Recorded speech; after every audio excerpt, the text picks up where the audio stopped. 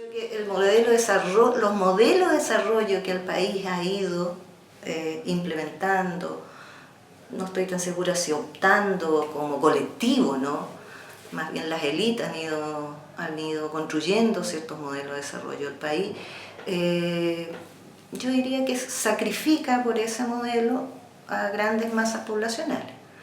Entonces, qué sé yo, del modelo exportador, cuando cambian las crisis, creo que ahí en la historia hay evidencia de que lo que va generando todo este ciclo de marginación y hoy día de exclusión grande, que sigue siendo muy grande, ya no hablamos de pobreza, porque no es solo ese sector con deprivaciones de canasta básica, sino que con inseguridades que hacen la vida muy difícil.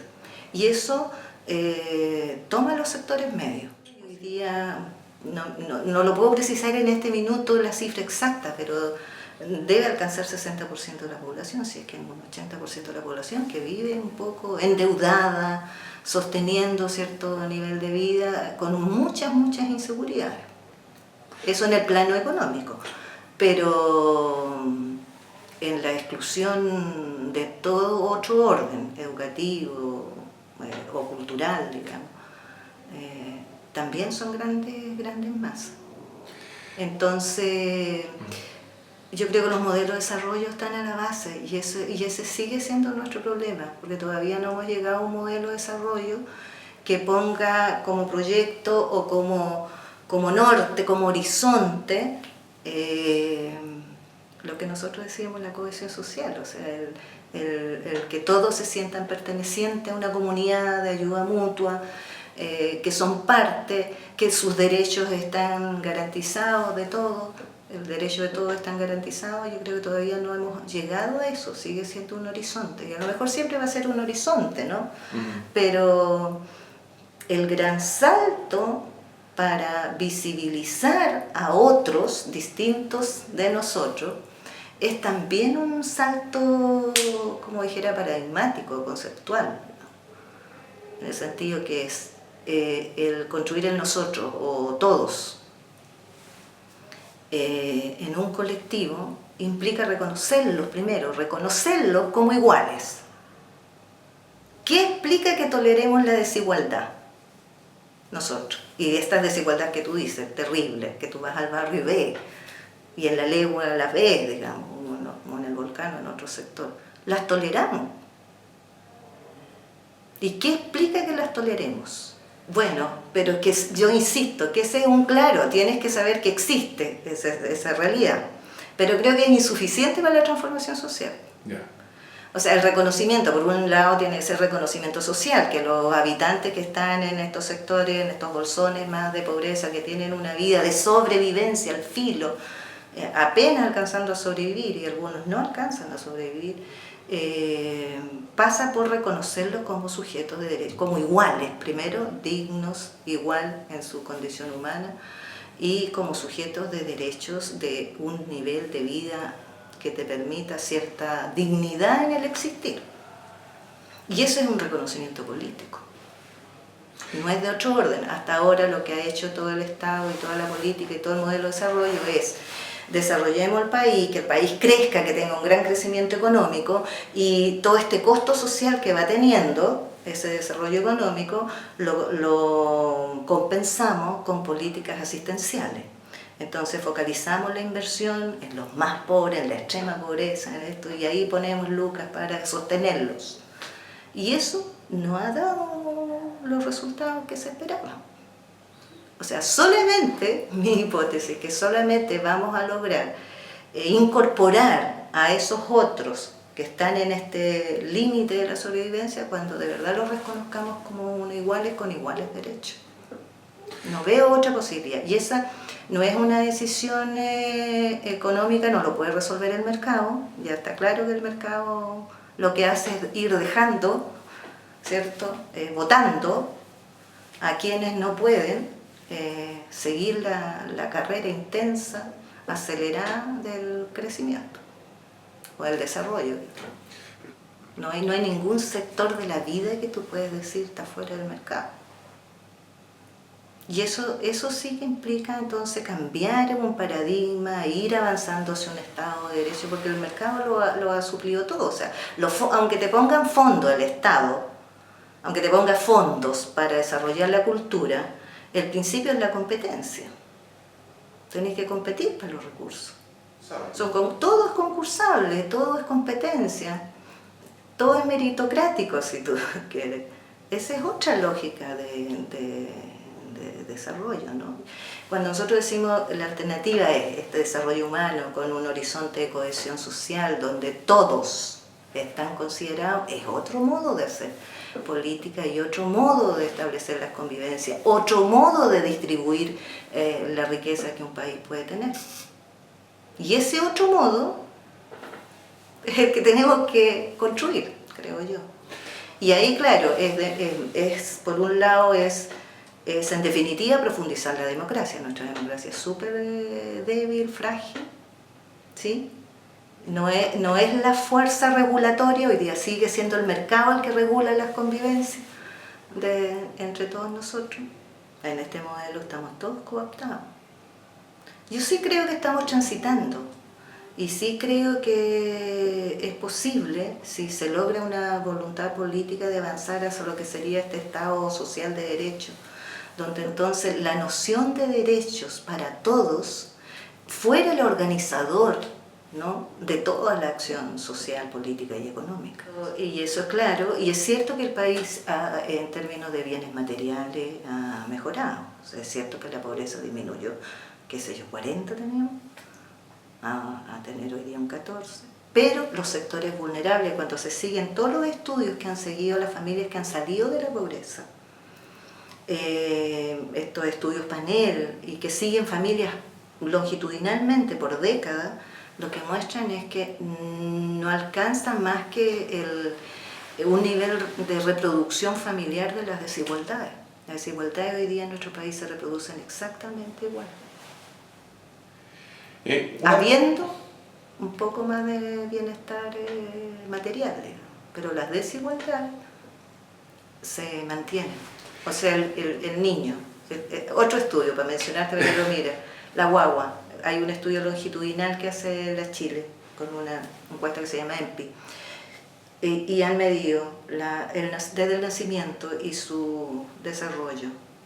En Chile, todas las guaguas de todos los sectores socioeconómicos nacen iguales, misma talla, mismo peso.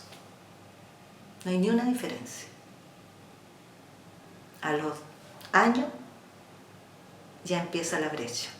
Y a los 2 años crece, y a los 4 años crece, y crece más, y se sigue por el resto de la vida. Y eso evaluado en el 2012. O sea, lo que el país no ha resuelto son las desigualdades. Ha disminuido la pobreza, pero las desigualdades no.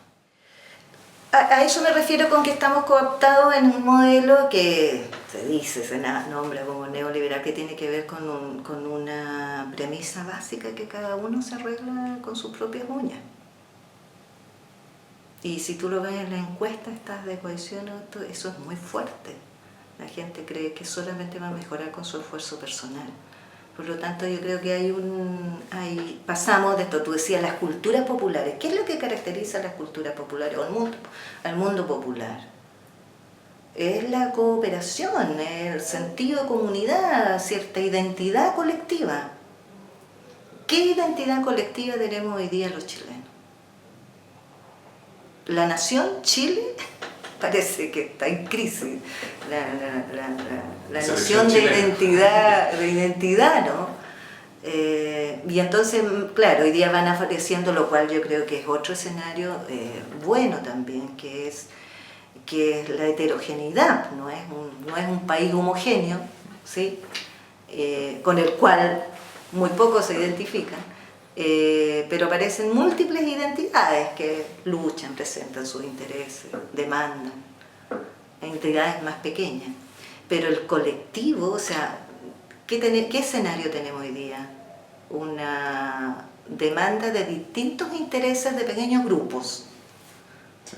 Pero no tenemos colectivo, no hay una noción de algo que nos una y y nos permita construirnos como comunidad. En ese sentido, si no veo la pobreza y si no me toca, y aunque la vea, no es mi problema, hago mi propio proyecto y peleo con mi propio proyecto. Algunos dicen que ya terminó la transición, pero en términos de cambio de giro, de girar hacia otro modelo de desarrollo, donde todos y cada uno cuente, eso todavía está pendiente. Esta marginalidad sería ciudadanía negada. A millones de chilenos se le niega la ciudadanía. ¿Y qué significa eso? Se le niega el ejercicio de los derechos de todos los seres humanos. Yo creo que lo que tú dices es la evidencia que todas las categorías que usábamos se han ido rompiendo y se vuelven categorías casi imposibles.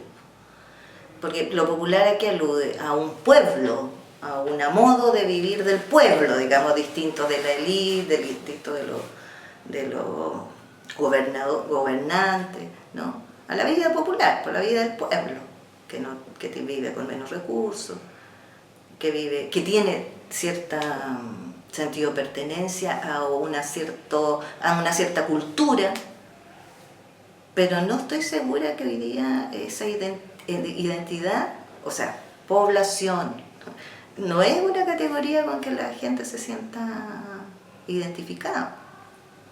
Pero en términos de este fenómeno, de estas diferencias de existencia, pareciera ser que el concepto más apropiado hoy día es el de la exclusión. Paisaje porque excluido. está mirado desde esta perspectiva de derechos. ¿Me entiendes? Por eso digo que la perspectiva de derechos, que es el núcleo de la democracia, o sea, la democracia, ¿qué es? Sino un modo de convivencia que garantice y asegura a todos cierto piso de derechos. ¿Sí? Hemos avanzado en tener derechos civiles. Hay sectores de la población que todavía, sobre todo con este tema de la globalización, los inmigrantes, no estoy tan segura que todos están ejerciendo sus derechos en este país. Y hay derechos civiles como el carné para los niñitos, chicos, que cuando no tienen RUT, digamos, hay una gran cantidad de niños, de hijos de inmigrantes que nacen en Chile y que no se les reconoce como chilenos, por lo tanto no le dan un RUT, por lo tanto no tiene acceso a la escuela, no tiene acceso a salud, no tiene acceso a la escuela, no tiene acceso a nada. Eso también va a cambiar el paisaje de lo popular, de la llegada de tantas personas de otros países. Entonces, las categorías que hoy día mejor describen lo que pasa son las categorías de exclusión social, que es exclusión de ciudadanía. No, hay millones de personas que no alcanzan un ejercicio de ciudadanía plena. Por lo tanto, esto de su capacidad de elección, de desarrollar su proyecto de vida, está limitado por esas situaciones de exclusión. No todos pueden hacer lo que quieran en la vida. Y no es solo porque, si tú piensas, tenemos casi el 100% de la población en el colegio hoy día, la cobertura educacional es universal. Pero entonces aparece la calidad de la educación, la diferenciadora. Cuando decimos exclusión social, y por eso hoy día se habla más de una pobreza, dicen, multidimensional, y tiene que ver con los elementos de exclusión, que son no solo ingresos, son ejercicios de derechos, múltiples derechos que no pueden ser ejercidos por estos grupos de personas. Entonces, mucho más compleja. También tiene que ver con la subjetividad, el saber qué quieren las personas. Por ejemplo, la lengua sería, la solución política más clara habría sido remover a toda la gente, ¿no?, de ese sector, y desarmar ese sector poblacional. Estoy hablando de la emergencia. Y cuando empieza la violencia callejera, tú dirías, lo mejor sería que la gente se fuera o quisiera irse, porque la gente no se quiere ir. Tiene un sentido de pertenencia y hay una subjetividad especial que, a pesar de todo, lo terrible que puede ocurrir allí, las personas valoran sus redes, sus relaciones, su comunidad, y no quisieran irse de ese lugar. ¿Quiénes son nuestros artistas? ¿Cuál es su historia, su trayectoria? Yo creo que ahí de verdad hay un artista popular, cineasta, y no te dice eso, que también tiene que ver con esta matriz cultural que tenemos, o sea, ¿quiénes son esos ejecutores, gestores? Y porque también no está democratizada la cultura, porque si pudiéramos tener disponibilidad de recursos para que en los barrios, en La Legua o en Alto de Mena, alguien construyera una expresión cultural, ¿tú no crees que nos saldría? ¿No se expresaría eso? Por eso digo que en este estado de cosas que tenemos, que es un estado democrático, pero en una situación de exclusión y desigualdad terrible, estas situaciones se van a seguir reproduciendo. Yo de verdad la sensibilidad la valoro, pero no creo que sea el factor crucial, digamos, para cambiar el rumbo de un país y visibilizar las desigualdades que tenemos. O sea, no creo que es porque no la vemos que no la abordemos. Ya, pero ahí una cosa que está presente hoy día en la discusión de la reforma educacional es uno de los elementos súper claros, que es una sociedad totalmente segmentada hasta segregada en múltiples planos, digamos, ¿no? Entonces no hay un flujo, ¿no?, que pudiera permitir la conservación o la expansión de ciertas expresiones o la valoración de ciertas expresiones. Entonces se han ido cerrando los núcleos donde toca Legua York. En algunos eventos sí ha logrado insertarse en algunos, más allá de la legua, digamos. Hacen sus giras y participan y todo, pero claro, no tiene mayor incidencia. Sin embargo, el entorno va a cambiar y este sector va a seguir exactamente igual. Recuerda nuestras primeras reflexiones, que nuestra primera apuesta fue transformar la vivienda. ¿Te acuerdas cuando hicimos los ejercicios? Y nos cabeceamos, y ustedes se cabecearon, ¿cómo hacemos en estos 3 metros cuadrados, ¿no?, poder cambiar el paisaje de la vivienda? Eso no lo ha abordado nadie en los 60 años. Sí han abordado abrir las calles, sí han abordado poner más luz, pero nadie el tema de la habitación, el tema de la vivienda propiamente tal, que es la que está ahí construyéndose hábitat, no se ha abordado. Y no es que no haya sido visto. Pero han ido todos los presidentes de la República, han puesto sus pies ahí, todos.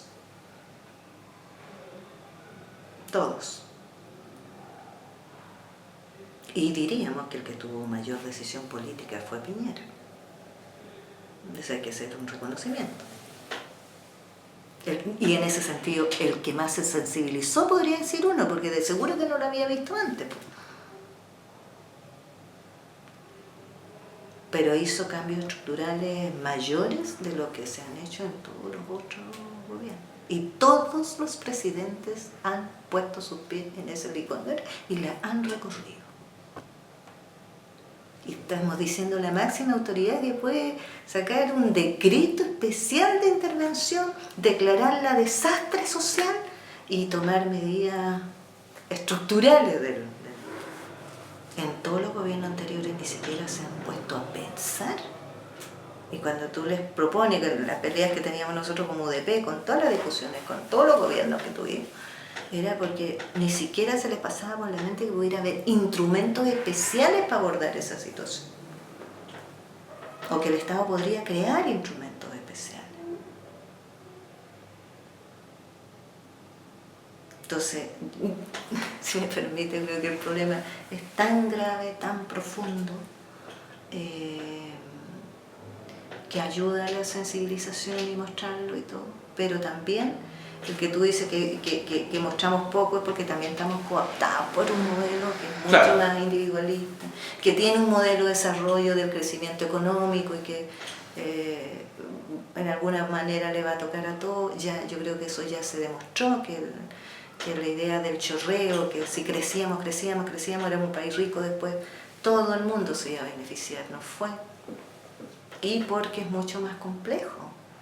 Y por eso cuando cambia este paradigma a pensar en un Estado social de derechos, ¿no? y significa ampliación de la ciudadanía, es más complejo y empieza el debate más profundo también, ¿no? Ahí empieza a enriquecerse el debate. Sí, la noción de ciudadanía, yo creo que esto requiere pedagogía, una gran pedagogía. Y yo creo que el déficit de la transición democrática ha sido un déficit político, o sea, educación cívica, noción de derecho, mecanismos de exigibilidad, un Estado ad hoc, un Estado que pueda ser interpelado, exigido. Estamos avanzando hacia allá, se han ido creando institucionalidad, pero sigue siendo un horizonte bien lejano todavía. Todos los cineastas que se ganan los fondos, sí, yo creo que son una élite, ¿no? Sí. De partida, si ya existe un formulario para postular, eso es te mercado, excluye inmediatamente. Eso es mercado, no es ejercicio de los derechos culturales.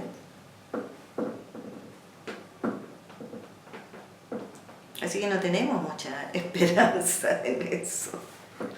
Se replica nomás la élite, se replica la desigualdad, se replica todo. Estamos en ese punto. Hemos salido de la barbarie de la sobrevivencia, los más, el 90% de los chilenos. Todavía quedan 10% viviendo en forma miserable, pero estamos replicando un sistema, el mismo sistema, digamos, no hemos dado un salto. Si yo recuerdo, porque mi juventud y adolescencia fue en los 60, 70, entonces, ¿por qué teníamos una percepción, primero de ser parte de un todo, en que nuestra voz, nuestra participación incidía y las expresiones culturales eran riquísimas? Entonces, yo creo que ¿qué es lo distinto? Ahí era con menos recursos. ¿Cuántos miles de dólares tendríamos? ¿2.000 per cápita o menos? Es el orden social, es el sistema político que incide en eso. Y digo que es el modelo de desarrollo también. Entonces yo creo que cambiemos el modelo, orientemos el modelo hacia otro horizonte, que sea el horizonte humano, digamos, que importe menos.